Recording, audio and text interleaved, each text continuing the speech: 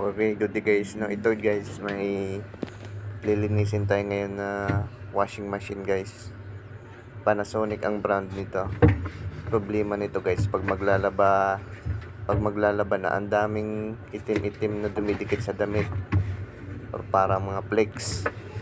Para mga buhangin ito guys, pagkatapos maglaba, may mga naiiwan, no. Yan, no, yung mga maliit na yan, no, para mga buhangin. Dumidikit kasi yan sa damit, kailangan mo pa ipagpag yung damit mo, minsan hindi talaga matatanggal. Kaya ang solusyon pag ganyan guys, lilinisin natin to guys. Tanggalin lang natin to yung top cover nya. Ito yung mga inverter guys ng Panasonic. Para matanggal yung top cover na yun guys, kailangan tanggalin yung socket nya dito sa pinaka main board nya sa likod. Tapos ito mga lock ng wiring niya pababa, ipang-uwan lang natin yan. Pantanggalin lang natin, nakatusok lang naman yan. Pati yung sa water level sensor, yung hose nya, para may angat natin yung roller. Yan, natanggal na natin. Tingnan natin yung dumi nito guys. Sunod natin yung pinaka-cover ng drum. Kasi every time na maglalaba, dumidikit sa damit yung parang buhangin.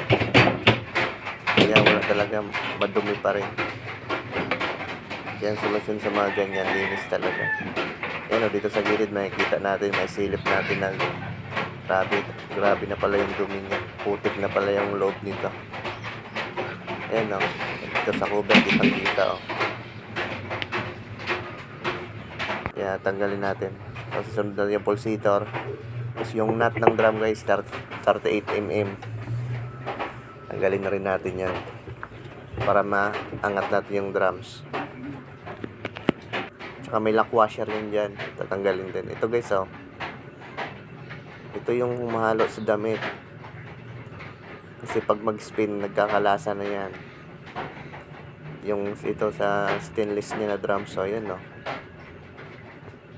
Yan, putik talaga siya. Ayan o, putik-putik.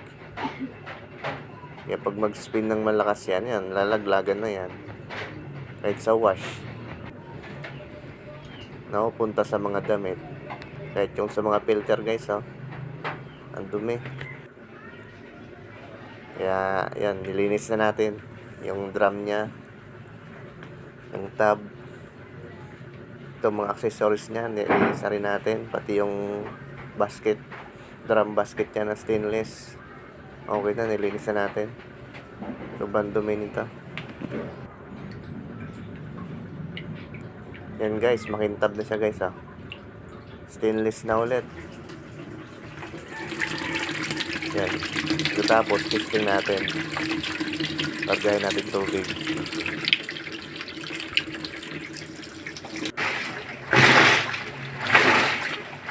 Nagwash na siya guys.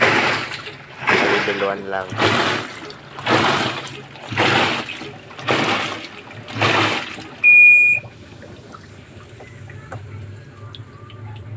Ayan.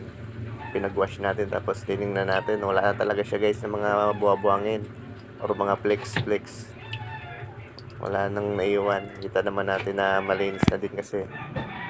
Yan, maganda na maglaba guys. Wala na talaga maiwan. Yan, i-drain natin. Testing din natin sa drain sa spin para sigurado.